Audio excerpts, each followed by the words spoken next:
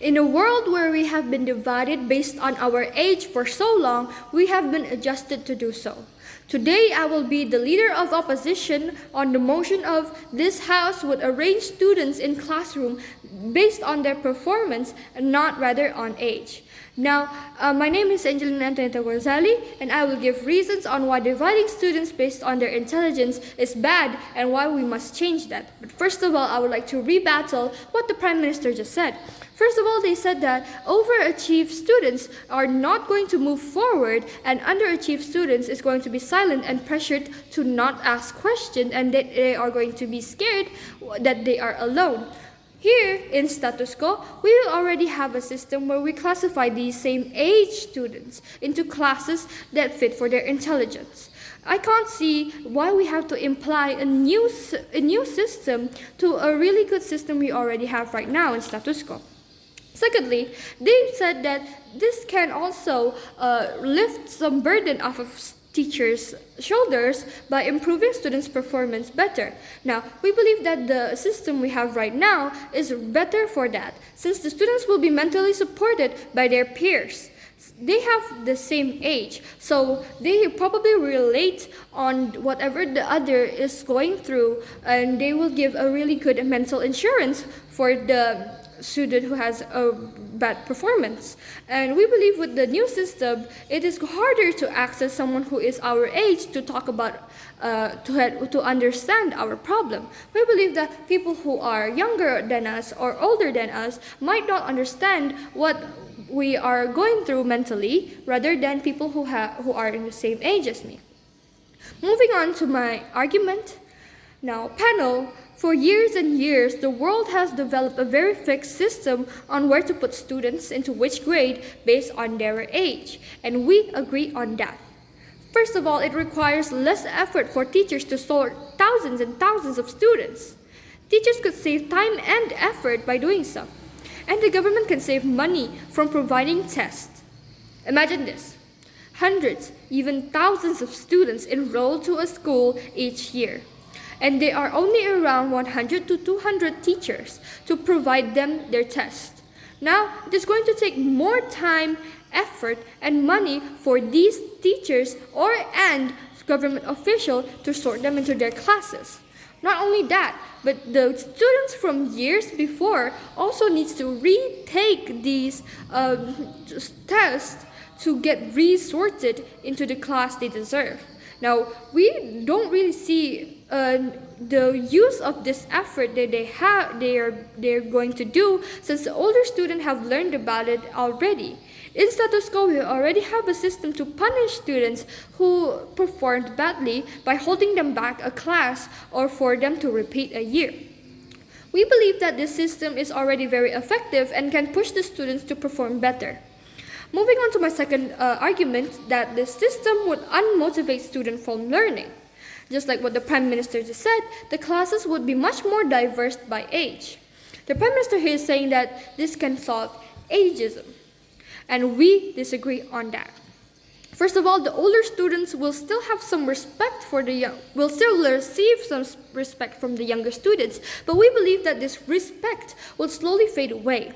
The younger students will slowly treat the older students as their equal, and this will lead for the older students being uncomfortable and vice versa.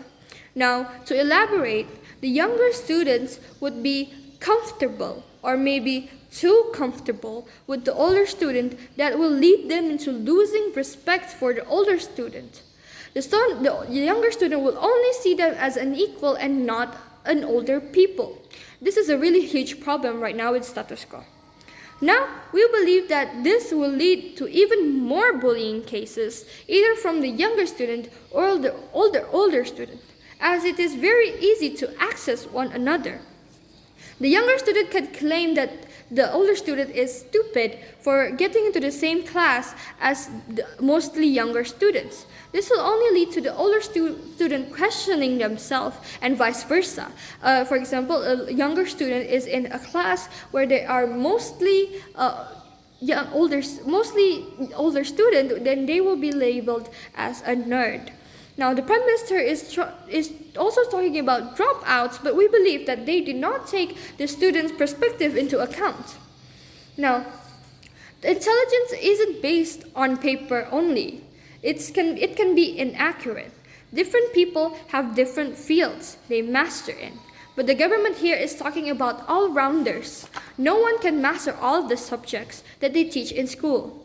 Being good in literature is considered as unimportant, and they are stupid for not knowing or mastering math, science, maybe social studies. The Prime Minister here is trying to normalize that as they keep on implying about the smart ones. Let's take them for example. Let's take the smart students for example. They have made it into one of the bestest class in school. Now, let's say for some reason they didn't perform well this semester. People will think that they cheat on the sorting test, or that they obviously have something going on in their life right now. People can easily take advantage of that state that they are in, and scam them, for example. Even though they have the intelligence to join the class, but they fail to execute it. This can be because of 3 factors. Firstly, family problems. This is one of the main reasons on why students don't perform well. For example, parents are divorcing, parents doesn't produce as much money as they used to, and the student will feel burdened by this, and they feel like they have to think about this, and that will lead to them not focusing on their studies. Secondly, their techniques of learning is different. Other people may prefer to have tutors, but let's say someone prefers to have a classroom environment where they have a teacher and everybody in the classroom. Now, because they are expected to perform well, they don't really understand what the teacher is saying when the teacher is explaining it very vaguely, and the teacher is also explaining it very fast. They have the potential to grow, but in the wrong way. They can be slow learners but have a good intelligence. With the diversity in intelligence-wise, they can learn slowly but also improve along the way. By having the same age in one class, we believe that we can guarantee their development to the better. Thirdly, they are pressured to perform well. They are expected to do well in the bestest class, of course. Many people can break under pressure. They can be so stressed that they cannot focus when they were learning, when they are taking an exam, when they are studying in general. With the similar age class, they can be confronted by someone that is in their same age that can relate to them, age-wise, experience-wise, and that they have been through a lot together. But dividing them into these systems that the government has provided, we believe that it's going to be harder to access people who are in the same age as us, which will lead to us having a really bad mental state.